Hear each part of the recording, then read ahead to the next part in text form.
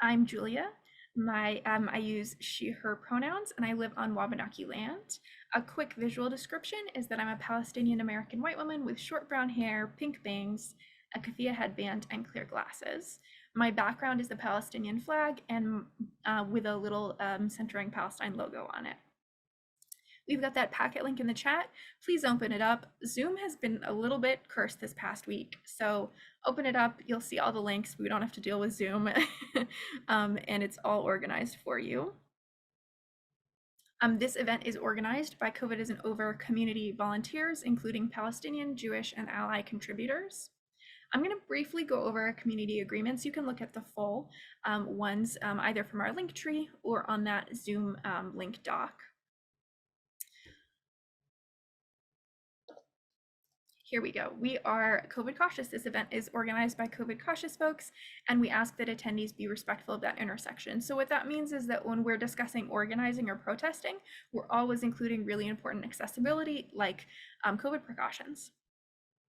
We are a pro-Palestine space. We support the liberation of Palestine and are anti-Zionist. We do not tolerate anti-Semitism or Islamophobia of any kind.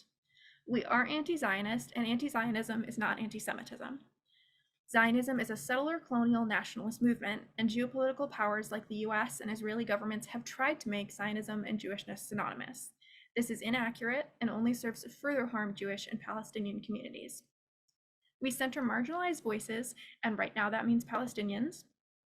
We use content warnings when appropriate, when discussing, distressing news and topics. And in terms of chat etiquette, you all demonstrated very well. We like to keep the chat focused on the questions at hand, just to make sure we don't derail any important action items. So you all are doing a great example of that.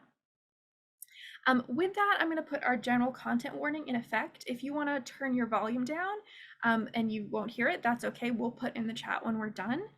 If you have kids in earshot, this particular news section tonight is not geared toward kids.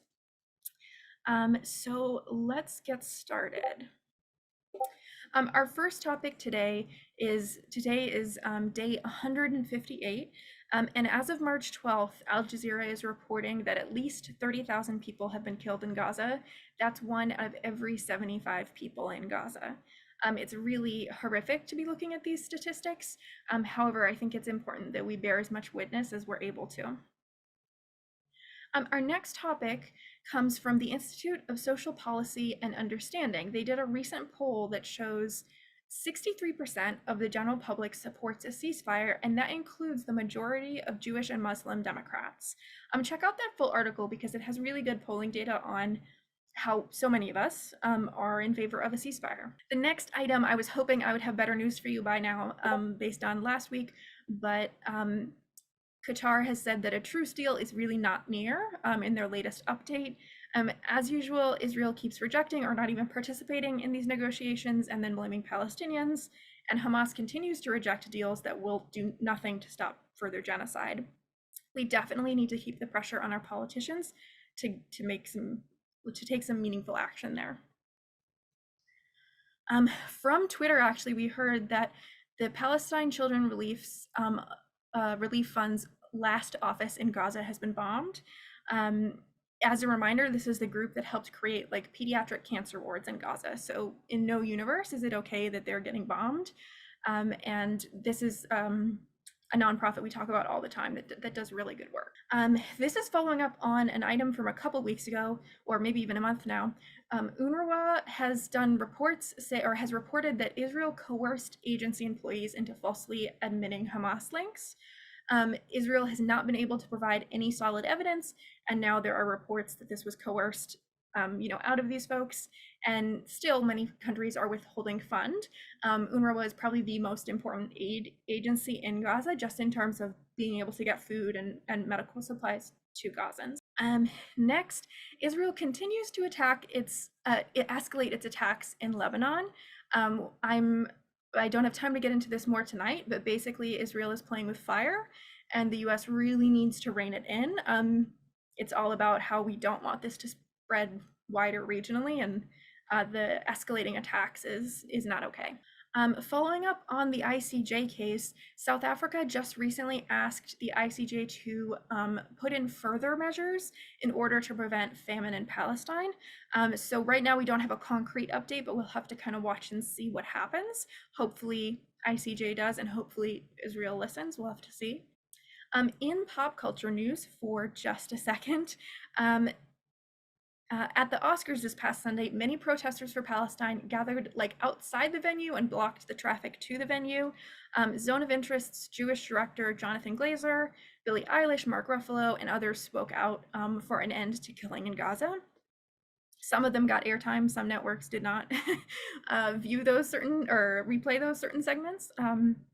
Another cool instance from this past week, and it's going on through next week, multiple artists lined up for the South by Southwest Festival in Austin, Texas, dropped out this year to support Palestine.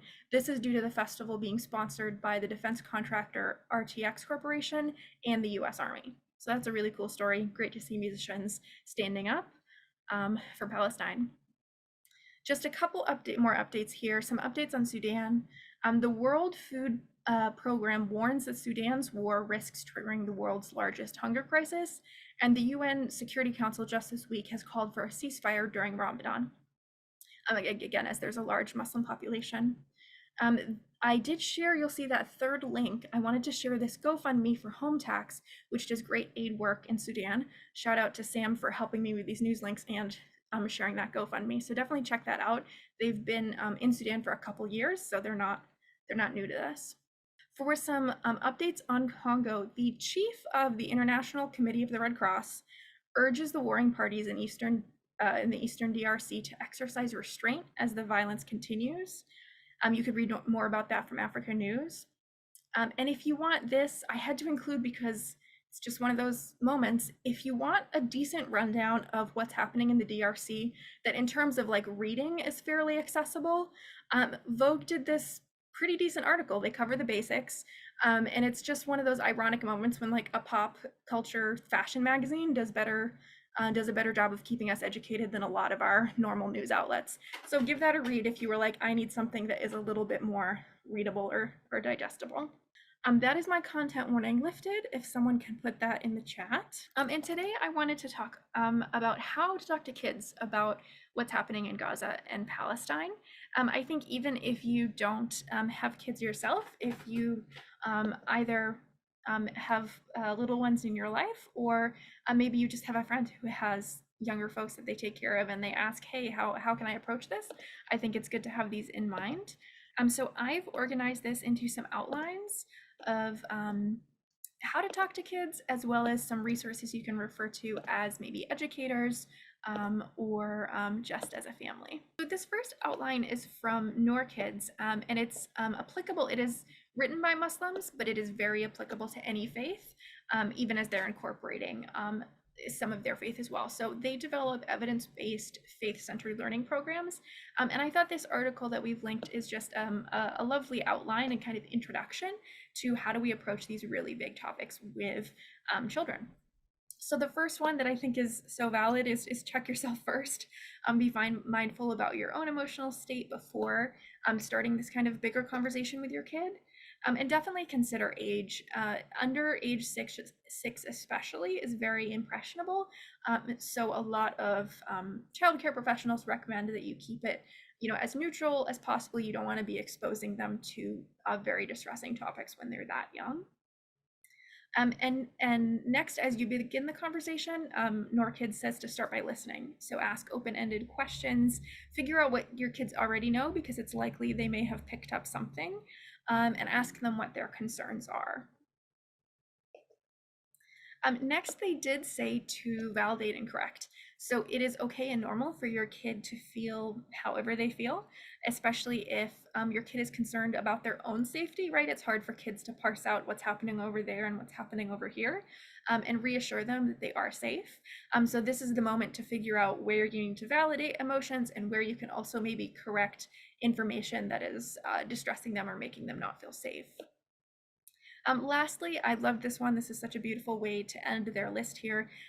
They said model channeling your feelings into positive action. So helping your kids learn how to process their feelings by modeling that positive action is a really great example that can help them to cope and process the world around them. That was a super short synopsis of this great, it's actually a video by NorKids. So I recommend if you want a deeper dive, especially with a Muslim-centered view, I would watch that whole video. I think it's maybe 8 minutes, but a really great resource to have. Similarly, I wanted to just compare from Muslim Kids TV. They had a really kind of brief outline, and this is specifically for Muslim families. So they started by creating an open dialogue, again, asking your kid, what do they know? What are they thinking and feeling? Remind them that God is always with the oppressed, which is a really beautiful statement. They said gently introduce the idea of death and Akira, sorry, my pronunciation's not good, but these are Muslim beliefs of the afterlife. So depending on your faith, it may be appropriate to bring this in to your conversations. Next is to remind them to make dua, which is prayer and supplication, and this is considered in the Muslim faith the most powerful way to connect to God. And lastly, listen attentively and give your child the support and space they need to process. I think it's such a big topic, and even today it feels kind of taboo sometimes. And so as child caregivers, we can kind of panic when we get the big questions or the scary questions from our kids. So definitely listen and let them lead in terms of what they know and what they're searching for. I wanted to highlight, I so appreciate Black solidarity for Palestine and vice versa. This is Uju Asika's blog post, and it's great for all families regardless of faith, and kind of with a lens for critical thinking, which I think is super cool. So she writes to educate yourself, to find out what the kid may already know, to raise a critical thinker, to check your own biases, to not get stuck on a single story as in oversimplifying, to stand by your values, to look for the helpers. I think a lot of us recognize that Mr. Rogers quote, and to keep learning. So I thought this was a beautiful framework for a lot of things, and I appreciate this writer and their solidarity and their understanding for Palestine and how to talk about it for families. This resource I'm not going to dive into too heavily, but I thought it was a good one to know about, especially if you're an educator or you know or work with educators. So this is called a school guide, Mental Health Support for Palestinian Students. And this resource was created by Teaching While Muslim. They outline a school's role and obligation, support suggestions. They have a lot more resources. They also define and offer resources about a trauma-informed classroom. And that's what I really wanted to highlight. If you're an educator, I encourage you to dive in. But I pulled up this screenshot to talk about what defines a trauma-informed classroom, because I think it really applies to so many environments, not just a classroom, and especially when you're working with little ones. So safety first, right? Creating that safe environment, connection, building relationship, and then calm. So teaching that emotional regulation that we'll talk about a little bit later. Next, this is another in-depth resource. I know so many of us have friends or family that are teachers, and this one is called Supporting Youth Affected by the Violence in Israel and Gaza, Tips for Families and Educators. So this is specifically for, say you have Palestinian students or Muslim students that are dealing with a lot of this right now. So it's from the National Association of School Psychologists. So it's what I would call neutral, not in a bad way, but in a dry sense. They're a little more scientific about it as opposed to making it sort of look pretty. But they have a great guide that offers tips on how to keep explanations developmentally appropriate, right? We mentioned earlier that for 6 and under, that's very impressionable. How do you maybe approach it given risk factors, potential emotional responses, how caregivers and educators can be involved, how you can facilitate youth advocacy, which is really powerful, how to coordinate between school and home, that can be a big piece of the puzzle, how adults can address their own needs, right? As the caregivers, we need to make sure that we can take care of our own needs appropriately and support the kids, and they have a ton more resources. So that's quite in depth, again, a little bit more analytical, but very helpful, especially if you're dealing with a school situation, or maybe a Palestinian or Muslim or refugee kid who's going through something like this. I just wanted to be like, these are great for all ages. So that's the secret. They work for all ages, not just kids. But I wanted to include some kid-focused resources. The first one is breathing exercises. I think hopefully as grown-ups, we know how important breath work can be for us. It's great for kids too. This one is a very sweet teacher-led one where kids are led through a little imagination exercise where they have a mug of hot chocolate, right?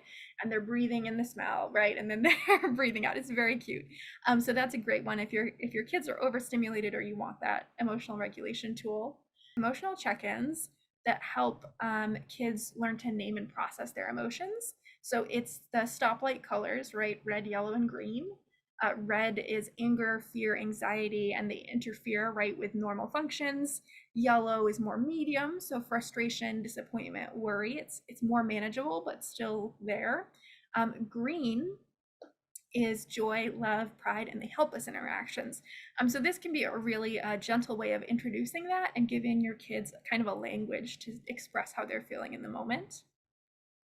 Movement, I'm a dancer, so this is a huge one for me. Movement is so important to help our bodies release extra tension and really process of that kind of fight or flight energy. So this is a lovely article that I've linked to by actually an occupational therapist that works with kids.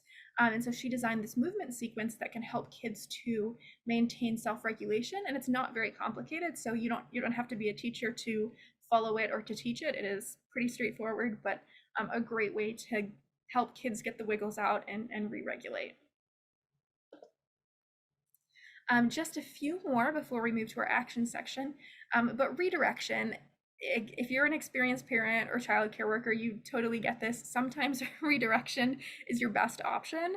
When it comes to big feelings, this is obviously very personal to how your child handles change, but offering that change of pace or an activity that you know they will respond to can be really effective redirection, right? If you redirect them to something they don't like, they're not gonna like that.